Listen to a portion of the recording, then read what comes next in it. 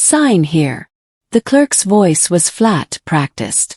Maya Richardson looked up, 6 months pregnant, still wearing the black dress from her father's funeral the night before. Her hands were shaking, not from shock, but from the silence standing beside her. The silence where her husband should have been. The silence where loyalty used to live. Outside the courthouse, her phone buzzed. A single photo notification. Marcus, smiling, in a suit, standing next to another woman. Caption: New beginnings. Her father had been buried less than 24 hours ago. The man who worked double shifts as a janitor. The man who raised her alone. The man whose last words were, "You are never poor. You are never powerless." And now her husband was divorcing her. Pregnant, grieving, alone, because he believed she had nothing left. Maya swallowed hard, signed the paper and whispered to herself. He doesn't know what he just lost. What no one in that courthouse knew, what Marcus and his mistress would soon learn too late, was that the man they dismissed as invisible had already planned for this moment. If you stay, you'll see how betrayal turns into regret, how quiet love outlasts cruelty, and how one woman lets the world burn without lifting a finger. Subscribe to Canada's Heartfelt Tales now, because this story doesn't get softer from here. The courthouse doors slammed behind Maya as she stepped into the parking lot, the morning air thick with a metallic smell of rain drying on asphalt. Her phone buzzed again. Another notification she didn't want to see. But she looked anyway. Second photo. Marcus and the woman in red. Her hand on his chest. His tie loosened like he had nothing in the world to hide.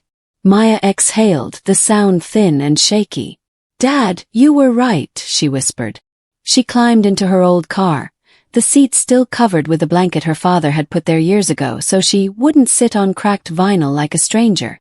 She closed her eyes for a moment, steadying herself, then turned the key. The engine struggled but caught, rattling like an exhausted heartbeat. As she drove, her mind replayed the last night in the hospital. Her father's voice, weak, fragile, but still protecting her. "You are never powerless." She didn't feel powerful. Not now. Not with divorce papers in her bag and betrayal still echoing through her chest. But she felt something starting to rise. Slowly, painfully, like a place inside her refusing to break. When she reached her father's apartment, everything was too quiet. She walked in, set the keys down, and let herself collapse onto the couch. Still smelled like him. Irish spring soap. Old coffee. Warmth. Then came the knock. 3 short taps. "Maya!" It was Mrs. Chen from the school. The older woman stepped inside without waiting to be invited. Her eyes softening the moment she saw Maya's face. "Oh, sweetheart." She sat next to her, taking Maya's hands. "The world isn't kind to good people. But your father, he knew exactly who he raised." Maya swallowed hard. "He left me with more than memories. There's something I have to open. At the bank." Mrs. Chen nodded slowly. "Then go. Answers are easier to hold than fear." The next morning, Maya walked into First National Bank with her shoulders stiff but her chin lifted. Staff looked up at her, then at each other when she mentioned the box number. And the manager himself escorted her. Inside the private room, Maya opened the envelope with careful fingers. And as she read, the world she knew cracked open. Her father a janitor. Her father who worked holidays. Her father who lived simply so she could grow freely. Had been hiding a lineage of unimaginable wealth. The letter trembled in her hands as his voice seemed to speak through the page. "People will leave you, baby girl. Let them. Because they never saw your worth. But you will." The documents were stacked thick. Trusts, holdings, instructions, even personal messages written in his looping handwriting. The truth washed over her slowly, like sunrise creeping across a dark room. She wasn't abandoned. She wasn't unprotected. She wasn't powerless. Marcus had walked out thinking he traded down. He had no idea he had just stepped off a cliff. By the time Maya called her father's lawyer, her voice had a steadiness she didn't recognize. "Miss Richardson," he said warmly, "your father prepared for everything.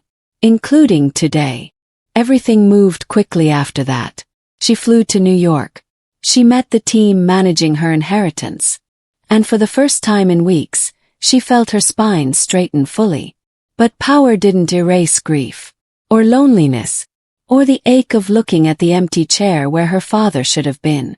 One night, sitting in her penthouse suite, one she never asked for but now had to occupy, Maya whispered into the quiet, "Dad, tell me how to do this." And somehow she felt it. Come. A steadiness. A reminder of who she came from. She threw herself into building the foundation that would help women abandoned during pregnancy, women dismissed by partners, women told they were not enough. The work didn't numb her pain. It sculpted it into something with purpose. 3 weeks later, invitations were sent. A formal dinner. Philanthropic launch. A night that would gather powerful people across the city. And an invitation sent, deliberately, to Vanessa Chen, along with a +1 for her new husband. Maya didn't need revenge. She didn't need a spectacle. Life had already arranged one. The Metropolitan Club shimmered with warm gold light the night of the event. Long tables dressed in white silk. Crystal glasses. The hum of quiet wealth. Maya entered in an emerald gown. Her baby bump visible, radiant, undeniable. As she stepped inside, conversations softened. People turned. Respect filled the air before a single word was spoken. At 7:15 they arrived. Marcus froze in place the moment he saw her. Vanessa's smile faltered. And Maya, poised and calm, offered them the smallest, most devastating nod of greeting. Harold stepped forward and announced her. And when Maya walked to the center of the room fell silent, not out of obligation but awe. She told them about her father, about his work, his sacrifice, his love. She told them about the foundation. She told them about dignity. And then, with a single steady breath, she told them the truth. She did not name Marcus. She did not need to. The room shifted as understanding rippled through it. Marcus' face paled as whispers spread like wildfire. So that's the ex-husband. He left her during pregnancy. And she's the heir. My God!